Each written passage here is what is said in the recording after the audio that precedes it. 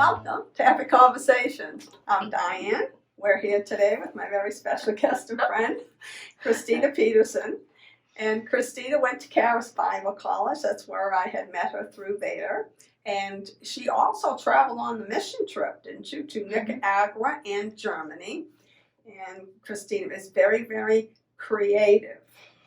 And as a young person, we're going to talk about the effects that the COVID-19 pandemic has had on your generation, on you. What do you have to say about that? But just 1 minute, if you would like to receive more uplifting videos, please subscribe to this channel, and we look forward to seeing you also on Facebook, LinkedIn, and Twitter. So, Christina, have you worn any masks during this pandemic? We have this one here, and then we have this one here, and then we have the plain Jane ones over here. Somebody's grandma made this one and gave it to me. So.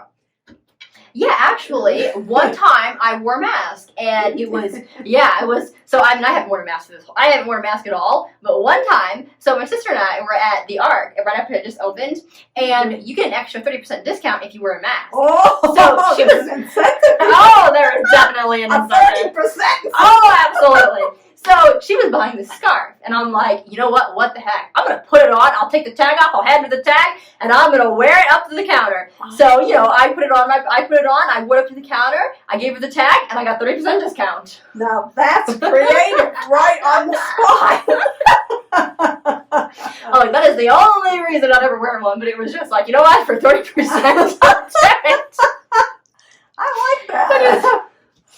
But yeah, it was funny, and it was like, and they let me do it. She didn't, the girl at the counter did not say, it wasn't an issue at all, because it was from the store, which was awesome. That's good. Because I didn't know if it was going to work, because, because I didn't know until after we got into the store that they do that, and so I was like, well, I don't have anything with me that I can use, so it just worked out. Yeah, you have that creativity to make things work with what you have, and you found that. Yep, it worked out really well.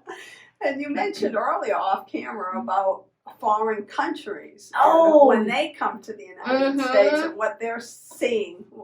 Oh, yeah. So a friend from Russia was saying how when Russians come over to the U.S., how they're, shocked and surprised at how naive and gullible Americans are with the news. We receive everything. You believe it without question, without doubt. And part of that was because in Russia, they were a communist country for so long, and still kind of are, really, that, they have become so, maybe insensitized towards the news media over there. It's so, it's not, it's not true, and it's all just what, propaganda. So they don't believe it. So they take it very much with a grain of salt, if they take it probably at all. And so that I thought was a very interesting aspect, because it's like, man, how do you know what the news is telling you is true? I don't, no matter who it or what it is. There are so, people really, especially nowadays, I feel like they jump in wholeheartedly, without question, without thinking, where's the evidence? Like the commercials. It's like you have people telling testimonials. I was like, well, where's the evidence that this is actually working? Where's the evidence that's actually true? And it's just like, incredible how much people receive. And the thing is, it is so easy. I can't say how many times I've done that with things where it's like, oh, you want to jump on board because, oh, maybe this person is or that person is, or just because it looks like, all these different things. And it's so easy to just jump on board with everybody else. It's like a peer pressure. Well, yeah, peer pressure. It can be a number of things. But see, the bottom line is, you have to be willing to stand up and be like, you know what? I don't give a rip. It's wrong, and that's across the board. It doesn't matter. And it's like, to be unafraid and just be like, you know what? You can do what you're going to do, and that's fine. But I'm going to be bold and stand up for what's right. If you're not willing to stand up for the truth, for what's right, you will fall for everything and anything. That's a good point. Yeah, Anyway. Wow. So how has this pandemic, so-called pandemic, affected your lifestyle or those around you? Since I was in school when it happened, so, when it happened in school, I was like, thank God that I have time to be able. There was so much going on. Like, it's the last part of the year, so it was so busy. I was just like, this is a God. For me personally, this is a godsend right now. And it was just it was just a moment where I was like, I didn't like everything that was going on. Like, it was everything that was going on. I was like, you know what, right now. I was thankful to be able to have the time, like, because blessing in disguise. It was exactly what it was, because I definitely would not call it a blessing, but it definitely it was amazing to have the time to focus on school. I meant to say the time was the blessing, not the yeah, that's perfect. Yeah, that's exactly what it was. The time was a huge blessing, and being able to just focus on like the Lord and being able, like, everything that was going on with everything that was all the assignments we had in school, and being able to just focus on that. And that was like the biggest thing for me. That was so huge, and it was just like, oh man. Yeah, because we wanted to have you on the show earlier, and you had canceled and said, "Oh, please, is this okay?" Because you were right at the end of school, so we said, "Okay, when school ends, and you graduate, congratulations for graduating." Then we'll have you on the show. So we're so glad that you could come back. Oh yeah, me too. I am so excited.